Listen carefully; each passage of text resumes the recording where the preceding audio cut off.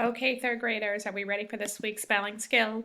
So this week is more suffixes. There's lots of suffixes as you are learning. So this week is looking at plurals, adding s or es. Most of the time you're going to add s to make a word more than one.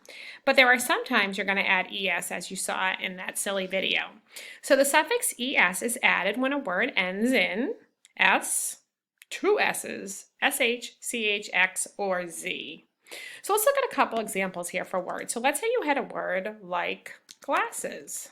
So I would say that's glass, but now I want to say glasses. You add that es like you saw in the video. You can actually hear the sound there. Let's look at another one for X, for example.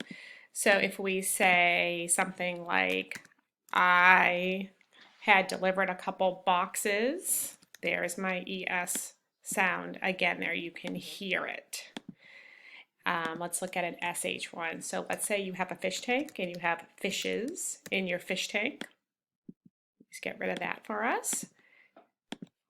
You would add ES to that word. So remember, it's S, double S, SH, CH, X, or Z. So you're going to work with that this week. Keep watching the slideshow for work to do.